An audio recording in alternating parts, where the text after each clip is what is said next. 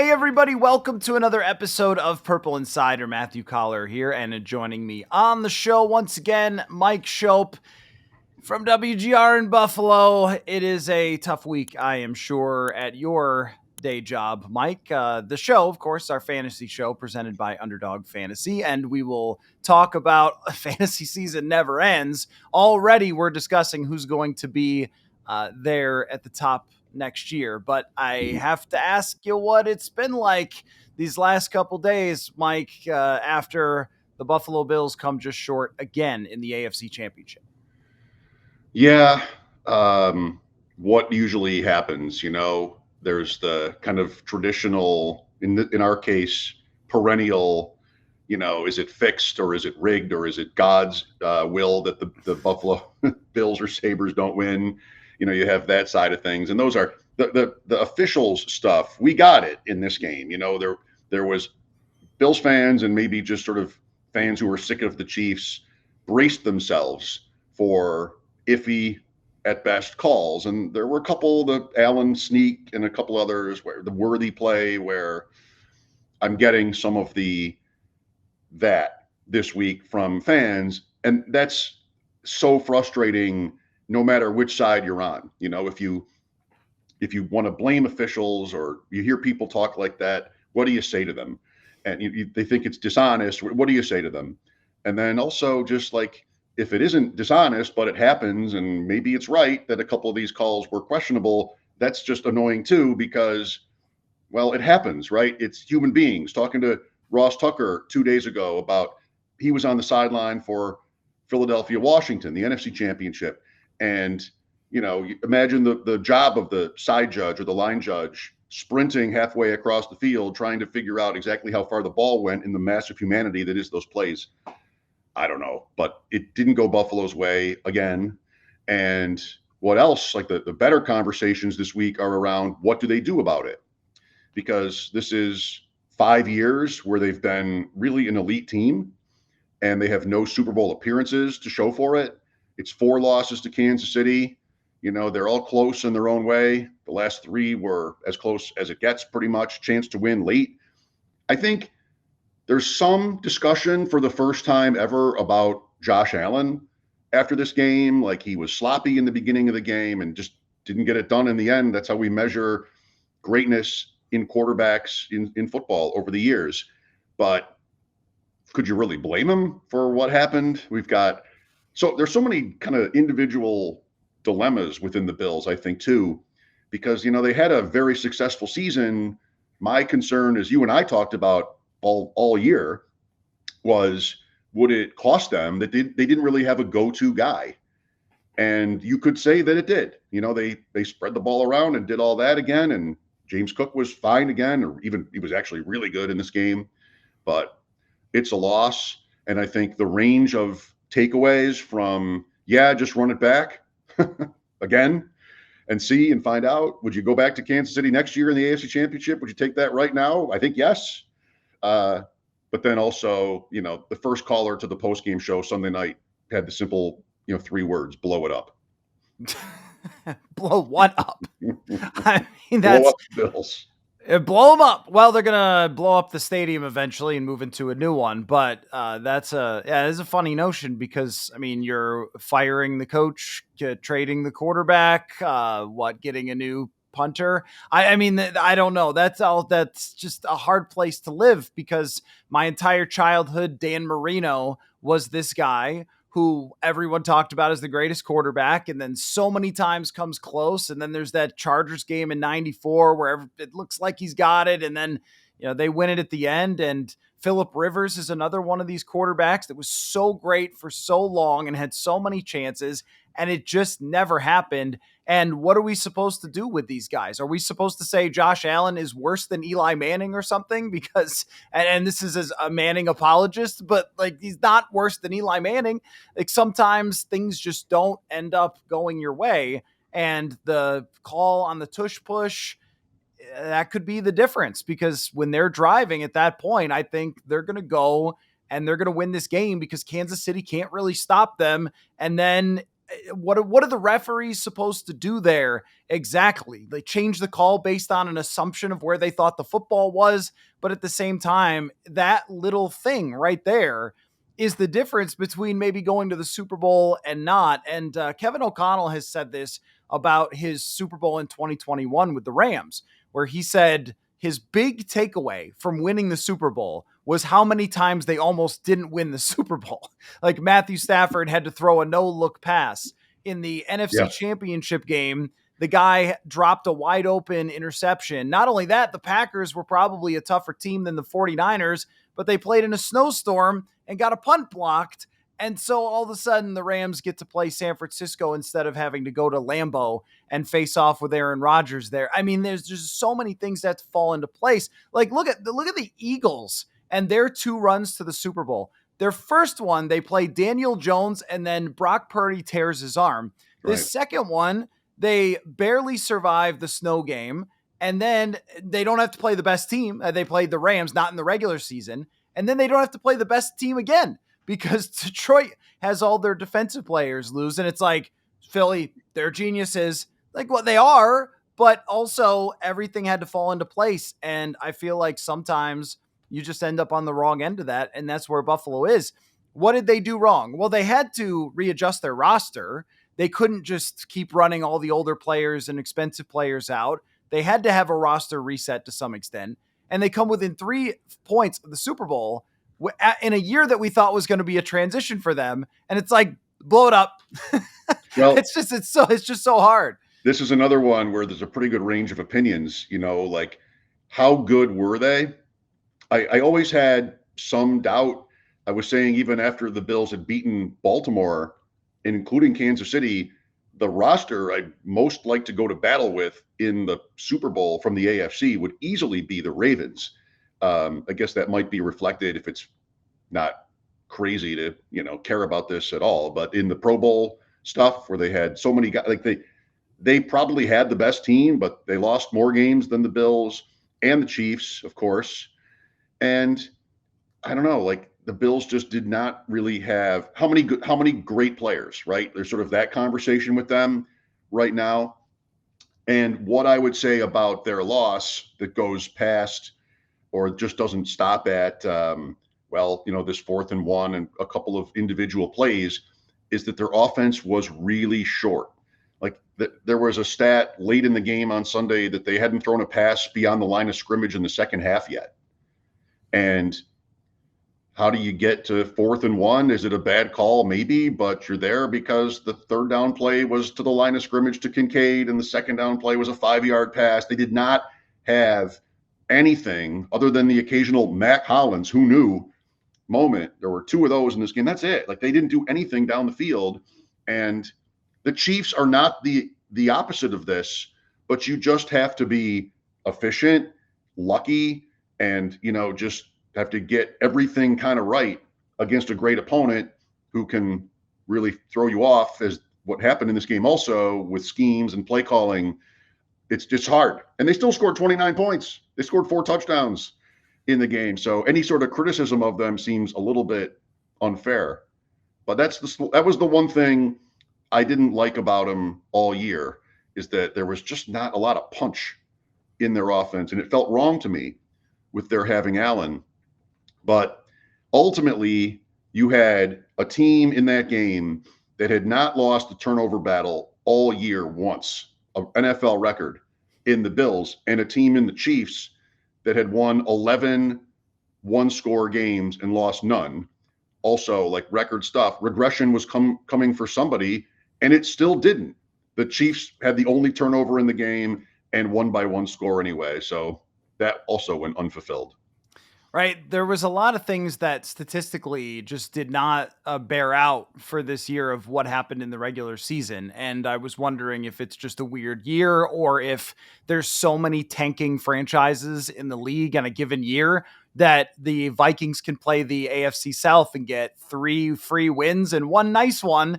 And they end up with 14 when they're really more of an 11 win strength traditionally. But a lot of teams are kind of looking at bigger pictures and saying, hey, if we're bad this year, like I've gotten annoyed at broadcasts making fun of the Giants. The Giants did the right thing. What, they were going to win the Super Bowl with Saquon Barkley? Of course they weren't. So they should move on and win 3 games and draft Shedeur Sanders or something. Like, that's what they should have done. But at the same time, if you were playing the Giants, you pretty much got a free win this year. And the same thing went for, I don't know, 12 or 13 other teams in the league. And if you played a lot of them, you did really well for yourself. So that might have bolstered some teams' records and made them look stronger. Because when we think 13, we think, whoa, you won 13 games. You are like the real deal. Where this year 13 may have been, okay, you're good, but that doesn't mean you're perfect. And I didn't see all year. I said to you, I think even going way back, I did an interview on your show from Target where I was talking about while I was shopping, how I just didn't buy this whole thing of, well, we'll move on from Stephon Diggs and it'll be fine. We'll just be totally. And I made fun of the Packers for the same thing. Am I right or wrong? Like, because in that game, I felt very right. And Amari Cooper just didn't turn out to be that guy. But for the season, am I wrong? Like, they almost made the Super Bowl. So I'm not really sure. With the Packers, I'm sure I was right. But with this, I don't really know what to do with it. Like, they adjusted their offense. They ran the football exceptionally well. And they're right there. You need to stop. And Andy Reid draws up some stuff that he's never run before ever in his entire career with Mahomes, and they get a touchdown, and I don't know. What am I supposed to do with that? Folks, I found something that I didn't even know how badly I needed. It's called Rocket Money. Like everybody else, I've got so many subscriptions to different apps and websites that I couldn't keep them all straight, and it takes forever to try to figure it out unless you have Rocket Money. What Rocket Money does is organizes all of my subscriptions into one place and allows me to cancel the ones that I'm not using. No more hunting all over the place for things I'm subscribed to or getting charged for things I'm not using. I know I'm not alone in this because I learned that 85% of people have at least one paid subscription that is going unused each week. That's a lot of money being spent on nothing. With Rocket Money, you can also easily create personalized budgets with custom categories to help keep your spending on track. See your monthly spending trends in each category and know exactly where your money is going. Get alerts if bills increase in price or there's unusual spending activity or if you are close to going over budget. So you're going to want to check out Rocket Money. It is a personal finance app that helps find and cancel unwanted subscriptions, monitors your spending, and helps lower your bills so you can grow your savings. Rocket Money has over 5 million users and has saved a total of over $500 million in canceled subscriptions, saving members up to $740 a year when using all of the app's premium features. Cancel your unwanted subscriptions and reach your financial goals faster with Rocket Money. Go to rocketmoney.com/Purple Insider today. That's rocketmoney.com/Purple Insider. Once more, rocketmoney.com/Purple Insider. Always everything, right? Like you need a playmaker in those moments, and the Bills defense didn't really have it. I mean, guys that were good for them during the season did not have a good day on Sunday. And while they got rid of some age, they overturned the roster to some extent. They had a couple of injuries too, and just didn't get there. It's it's what makes it so interesting. Like it's really hard to know that answer. The Bills, Diggs in the past in the playoffs did not have much going for him in the postseason last year. Their last drive last year in another 3-point loss to the Chiefs, which also, like Sundays, was a game that they led in the fourth quarter. Their last drive, Allen went 6 for 9, and on 3 targets to Diggs, he went 0 for 3. So what were they supposed to do? Guys get older. It's just what it comes down to, though, I guess. I mean, there's limitations to this. You can't just have anybody you want, and there's salary cap and whatever. They draft late in the first round every year. But the players that they have replaced some of the other important guys with have really not, and they're young still too, but turned out. I mean, in this game you had Kyer Elam, who was a first round pick of theirs 3 years ago that they were forced to play when Christian Benford got hurt, and he just is not good. So Kansas City recognized that and attacked him. Their last 2 first picks, one a first rounder, the other Keon Coleman, the first pick of the second round. Kincaid and Coleman, here's your new influx of pass catchers, and they combined for 3 catches for less than 30 yards. So, and then you have Xavier Worthy on the other side, who was dangerous and productive in the game. So that's really, I think, where the Bills are at. Enough about them, maybe, but just they got to get the next big moves right. Well, I think to our audience, the Bills are always interesting because they are sort of like a brother in arms of comes up a little bit short. But I Yeah. do think this is a great discussion to talk about a lot of different situations that where teams may be influenced for what they do in the offseason by what happened in the playoffs. We always think, oh, it's bad to judge on one game and stuff like that. But I'm not sure that's how the real world works inside front offices. They react the same exact way that we do on the outside to what they just saw. And as it pertains to the Vikings, I think there's 2 clear things that are glaring at them after the playoffs. Number one is it is finally a wake-up call that you can't just glue together the inside of an offensive line anymore. They've tried for so long. The left guard was a development tackle who they just said, why don't you just try it and play 17 games and then go up against Kobe Turner? Like, okay. And on the right side, they drafted a second rounder. He didn't work out. They have to replace him with Dalton Reisner, who was fine, but will get exposed eventually if you play the best D-line in the league. So they're going to spend money there finally, and I can hopefully not have to talk about it every single offseason. The other thing, though, from a fantasy perspective, this is quite interesting, I think, is the running game and running backs in general. Like even James Cook was such a huge part of why that team was successful. His touchdown would have been a statue if the Bills had won a Super Bowl. Incredible, incredible play. Yeah. And that's a fairly high draft pick there. And Gibbs is a fairly high draft pick. And Barkley's a high draft pick. And there was kind of a lot of that in the playoffs of these star freakish running backs being the centers of offenses. And I think the Vikings in the draft have to look at, even with their limited draft capital, they have to look at some of the top running backs and say, we've got everything else on offense. But when the Rams were rushing our quarterback, we didn't have a counterpunch with being able to run or the quick passing game, which, you know, Cook was really good at and Barkley's really good at. I think that it's not just us talking running backs fantasy wise every week. I think that there's going to be a little bit of a shift and the Vikings might invest more at that position because of what happened in the playoffs. I do too, and that aligns with that people who know the draft seem to all think that this is a good year to want a running back. You might get 2 or even 3 in the first round, it sounds like.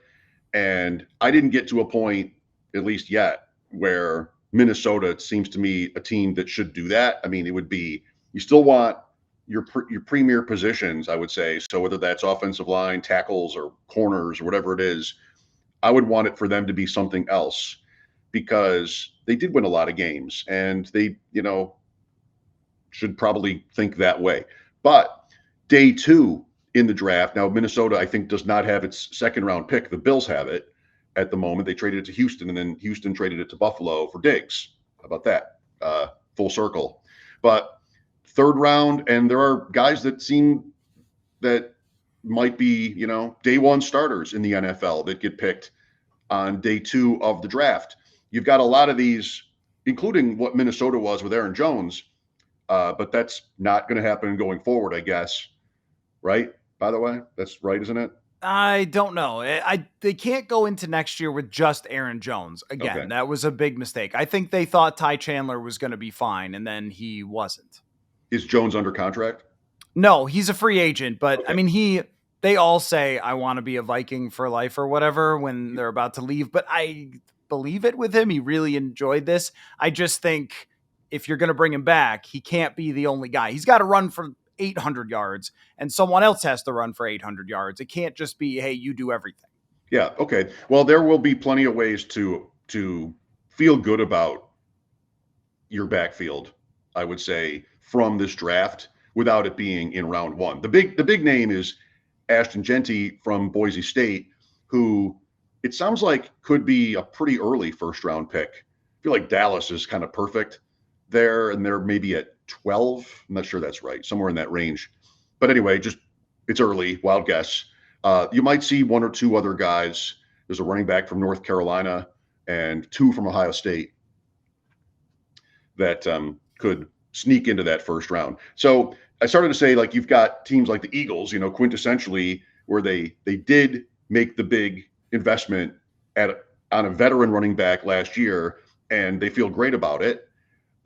Green Bay with Jacobs, Houston with Mixon, Baltimore with Henry, maybe Minnesota with Jones, although he's up. Like, a lot of these guys will be back with those teams, and the market will be very different this year. The free agent market isn't really much at all. J.K. Dobbins is maybe the top guy, and he's coming off several pretty bad injuries. He's been around. So the draft feels like, just generally, the draft feels like the way to attack what you're laying out as Minnesota's dilemma. And I could see a dozen or so teams feeling likewise, and probably feeling pretty good about the talent they can procure rounds 3 through even the end. Yeah, I think the third round makes a lot of sense because you can get starting running backs in the third round. If you go farther than that, I think that most of it does get picked over. I don't think you can wait till the fifth round and just say, yeah, we'll find a starter there, because there's a reason that they've dropped all the way to that point. But as far as the middle of the draft, Caleb Johnson from Iowa is already somebody that I saw a lot of this year in the Big Ten, and think that he has starter potential, and they need to be able to catch out of the backfield, which he can do, and things like that from fantasy purposes, which is always really big. But I do think that if you look around and you see a lot of the teams that have more effective screen games, more effective rushing games, you have to have that counter. I also think that for the Vikings perspective, they are going to have to make sure that they build an elite defensive line. Because when I look at the deciding plays, and I know this is all football history, but it really stood out to me. A lot of them are just either the defensive coordinator tricking the offensive line, which you saw from Spagnuolo. Although I saw on the internet that Josh Allen was supposed to throw it out of his butt or something backwards to Khalil Shakir. I don't think that's how that works. But the blitzers are winning, and the defensive interiors are winning. And I look at what Jalen Carter does to impact the game, and I think that's where the first round pick should probably be. And it's a big takeaway for the playoffs. The D-lines are winning. The D coordinators are winning this battle.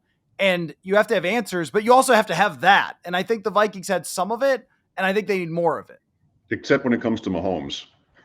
Yeah, right. Exactly. For whatever reason. Yeah. Yeah. Like, you still want to trust what you believe are the premium positions when it comes to the draft, and that all makes sense. Edge rushers, it's always moving. I mean, this was a season where teams ran the ball against lighter defenses and had a lot of success doing that. And the two high safeties and everything that relatively speaking, limited some of the top passing games, including Kansas City's, very much so this year. So will it change again next year? Will defenses get bigger to try to keep that from happening and then open things up for passing games? It's not supposed to be a great receiver year. In the last few, last year, maybe most of all, were billed as just so deep when it came to receivers. There have been a couple that were phenomenal as rookies. Malik Neighbors, obviously, Brian Thomas, who was picked in the 20s by Jacksonville. But once you got to, and Worthy is having his moments, once you got into that second round, other than McConkey, there were a lot of very popular names, including Coleman, A.D. Mitchell, Jalen Polk, where we really didn't get anything, to varying degrees from those guys. So that can be wrong. But this so far sounds like a year where running back is where it's at, and receiver and quarterback are pretty iffy. What about the other NFC North teams? What might have changed for them in the playoffs? Detroit, and the biggest change for them is going to be their coordinators. Although if you're taking over as their defensive coordinator, you get all the players back healthy. I mean, poor Aaron Glenn at the end is just, who are you? I'm sure there were some guys that played 5 snaps in the season who are asked to chase around Jaden Daniels all of a sudden. But Aiden Hutchinson coming back is huge. I do wonder what it means on the offensive side. I tend to think they have so much talent. I don't want to say it won't matter because it might. I mean, I still feel like the Bills' offense is never as conducive as it was when Brian Dable was there, that they've kind of chased having that. But I feel like you're also getting so much talent. What are the Detroit Lions supposed to do really differently there? Just do the same thing they did before and keep having that roster and be a juggernaut. Yeah, I mean, Goff seems like he's been around forever, but he's still pretty young, and the rest of it is so prime. I mean, Gibbs, St. Brown, Laporta, and Jamison Williams with all the big plays that he gave Detroit. So I would love it. I don't know sort of the insider take on what they're lacking, whether that could be their line was great too. So they might end up being, a team that drafts defense, but they ran cold. The Lions, with all those injuries, that kind of blew up their season for them from November on. Really, like the Bills put up 44, I think it was, and Green Bay went there and scored in the 30s. Minnesota couldn't, but too soon. Detroit still has a lot to like, and fantasy wise, St. Brown and Gibbs. St. Brown is going in what I've seen and participated in on the Underdog site with the big board. Next year's drafts, yes, that's already a thing. Middle of the first round, he was like 107 or 108 last year, and he's right there again. Gibbs has moved above that. He was late first, early second last year. Everybody loved the player, can catch the ball, like you said, that how valuable that is in fantasy. Underdog is half-point PPR, but still. But even with Montgomery in that backfield, Gibbs just still had an incredible season. He was the most consistently excellent running back in fantasy. Barkley had more of the high-end games, but Gibbs was the one guy who scored, I think it was 10 points in every single game this year. Didn't miss anything. So one of these early drafts I did, the big board, I picked Gibbs at 104. You have that if you want to see it. Yeah, I want to talk about that in a second of Okay. how the top should play out for next year's fantasy drafts that are already starting to happen. But I did want to ask you about the Packers too for Mhm. this. And I mean, they go into this season hoping to have a true answer on Jordan Love. Like, is he an elite quarterback? Is he just going to be good? What do we need to win around him? And I'm not sure that they really got the definitive answer that they were looking for, because he was kind of the same as last year, only he was banged up, where there were some inconsistencies, still had a lot of great moments. And his breakout year in the second half, there were a lot of throws into the atmosphere that came down into receivers' hands, but receivers got banged up. I didn't think that Josh Jacobs was that good. When you look at his carries, he got a lot of them, but maybe that's the bias of seeing the Vikings shut him down. But he wasn't, I didn't think, as dominant as some of the other running backs. So you're left with, what do you have in Jordan Love? Do you have the 9th best quarterback in the league? Do you got the 14th? Can he be better? They still are dealing with that same issue of not having a true number one. Jaden Reed was good, but he's not really a guy that's a Justin Jefferson type. Are they like a purgatory team potentially? I think with the Packers, I mean, Love is always been interesting to debate, but he's there. Like that's not changing. And LaFleur is there. They have a lot of stability. I think the thing with them, and I'm coming at this probably admittedly from more of a fantasy player standpoint, they just have to throw the ball more.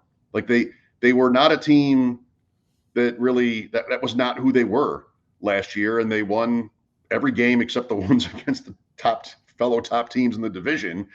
So good game scripts, good defense, and weaker schedule. There's another team, AFC South, which by the way also does apply to Buffalo. I mean, they played that division and they played the Jets and Patriots twice each. Like that's half their wins. Can't blame them for it. So I think for Green Bay, I agree with you on Jacobs. Definitely a volume hound, but was very productive, including in the playoff game for them. I don't think they should feel like they have to do that again. And if they can land one real good, everybody agrees, wide receiver, then that can just help everybody else, like a pitching rotation when an ace gets added to the staff. The problem will be doing that, though. That's Buffalo or Green Bay or anybody else who wants to do that T. Higgins at best this year, probably, if you're talking about a free agent. Won't be easy to do that. I'm optimistic for the Packers. They did kind of flame out there at the very end. But one thing you want from them if you're a fantasy player and you invest in Reed, which I still want to do, Watson's tougher because it's another injury. But Wicks, I think, is the sneaky one there. This is very much like last year, and he just didn't get to play that much. Hopefully, if you have those kind of players, those players specifically on your roster next year, you'll want them to be in game scripts where they do need to throw the ball more, because I think they can be successful that way. Anybody else in the playoffs that you think was impacted by the playoff results? Certainly Houston, but I think that was bubbling the whole year with Bobby Slowick, where it felt like he was able to trick people the first year, didn't really grow the offense, and they just couldn't block anything or anybody, which made CJ Stroud's life a lot harder. I still see them as a team that's going to be dangerous going forward, but they've got to figure out some of that blocking stuff. And they have to play Allen and Mahomes and Jackson, which just ruins everybody's life. But anybody else that you were thinking about that could be changed from the outcome of the playoffs? It's not easy. Past the Lions and maybe the Bills, we talked about the Packers. I think Houston is much like Green Bay, where they also need to throw the ball more. And can they protect Stroud well enough to do that and get out of these aged running back sort of game scripts with Mixon? Would be better for a lot of us. Maybe they also need one more receiver. And who is that? Is Dell going to be the same? Diggs is a free agent. Is that up? I don't know what they'll do at that position. Minnesota is the other one. You know, you've already talked about offensive line and just what running back is. They're the quintessential example of a team that, as the season finished, did we think something, you know, important on an important level different? Do we come to a different conclusion than we would have 2 weeks prior, you know, in terms of the Vikings? And, you know, maybe, but other than like Washington being a team that can maybe strike big next year in some way, free agency, adding a receiver to go with McLaurin that they probably really need, they will believe in themselves as a championship kind of contender. Everybody else, I think we know what we've got. I mean, the Rams they won the division. They won a playoff game. That's probably a pretty good result for them if you were to think about it from before the season started. I don't know about the Chargers, but they seem like they should be in a position to add some offensive talent too, and should want to. It was a bad ending for Justin Herbert individually, though, with that performance in Houston. They couldn't block him. But teams like the Ravens and the teams that are still playing, what can you really say? You know, it's just Philadelphia has such a great roster. Kansas City has Mahomes. Baltimore, so many good players. I think all these teams in that group should feel like they can try to just be the same next year and see what happens. Yeah, the biggest thing for the Vikings is that if Sam Darnold wins a playoff game, he's very, very, very likely the quarterback in 2025. And having a complete meltdown in the final 2 weeks when they need him the most, despite the whole regular season and how well he played, there's no way to just wash your eyeballs of what you saw. And I think you end up believing, because of that, that there's a ceiling on that. And if you run it back, that you're just not very likely to get deep in the playoffs if you have Sam Darnold as your quarterback, because the weaknesses are so weak that they might as well move on to McCarthy. That may be true, or it may be that they got the wrong matchup and somehow went on the road with 14 wins and et cetera, et cetera. But there's no way to forget about that as they make their quarterback decision. Right. But let's talk about the underdog fantasy element of this show.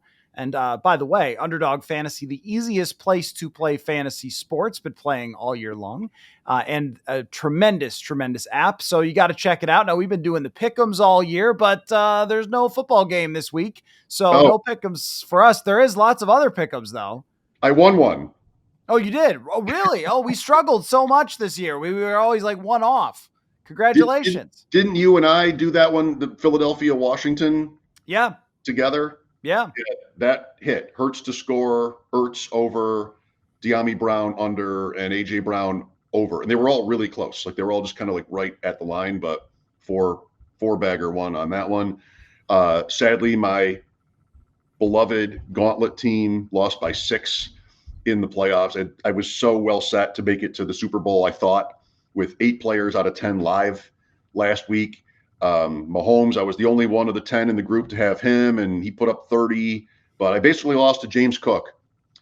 Cook and Zach Ertz were the 2 guys on the winning team that beat my Worthy and McLaurin, I guess. And they both scored. Like I had a good week, but wasn't enough. So it's for me and many others on to next year.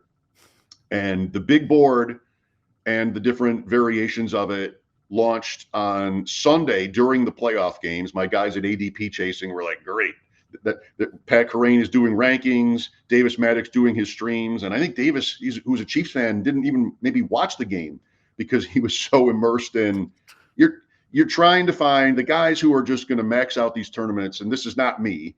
I'm sort of a second or third tier version of them maybe, but they want to get in these tournaments right away and feel like they can take advantage of what they know. That's the rookie class. That's seeing through situations around the league. Where is their quarterback uncertainty? Where's the value is ultimately what it is. So most people you meet will be like, why? It's absolutely insane to be drafting in January for next year. But this is a tournament that'll fill before the draft. I mean, this is all based on not knowing who's going to be drafted where and that kind of thing.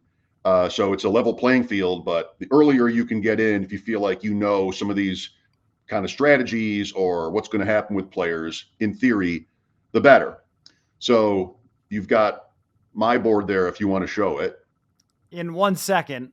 Yes. But I need to remind our audience yes. that they can sign up with the code PURPLE and get their free special pick along with a first-time deposit offer up to $1,000 in bonus cash. Must be 18 or older. Terms apply. Concerned with your play? Call 1-800-GAMBLER or visit ncpgambling.org. And a reminder, that always helps the show if you sign up and use that code PURPLE. Okay, now to the big board, Mike. 2025. You and I were texting about this the other day about just how the choice at number 1 overall for fantasy, if you're playing already, and if you're looking at the big board here, is interesting because I texted you back, how would it be anybody other than Saquon Barkley after this year? And then at the same time, running backs who have a huge year are always a big fear for the very next year to get hurt. He's going to go to the Super Bowl. He's going to play a ton of games. And I would be a little more scared of a running back than I would a wide receiver. And I see on the big board here that Jamar Chase is the guy who went number 1. Yeah, I think it's going to be a year where you see a lot of Barkley and a lot of Chase and maybe a little Bijan Robinson at 101. And that's about it. Beyond maybe Gibbs, I took Gibbs at 4, like I mentioned earlier in this draft. Beyond, guys who are just going to play hundreds of teams and try to get different with picks, I think those are going to be the players in that conversation. Christian McCaffrey, to your point about older running backs and those coming off of amazing seasons, he was a huge bust this year because of injuries. Not like he was bad. And you see McCaffrey go in this draft at the 201, pick 13. I think that's a little bit early for him, but part of it is always what is likely in the ensuing rounds and where is the value by position in certain drafts this year. Because of what's happened in 2024, more running backs, I think, are going to appeal to players earlier. And so that's Derrick Henry in this draft in the mid-second. There's Gentry, the rookie, in the first round. I think that'll be common. That'll be typical of most of these early drafts. Notice Chase Brown from the Bengals, and that player went Jamar Chase, Chase Brown, Lamar Jackson, and then Burrow. So building a Bengals team there. And that's also part of the strategy too. What I ended up doing here was Gibbs and then Bowers in the second round. JSN, I love that pick. He's coming off a great year and maybe even gets better from here. Rashee Rice off the injury. Omarion Hampton is the running back from North Carolina. I'm at pick 4, by the way, if you haven't caught it. Mahomes with Rice and some rookies.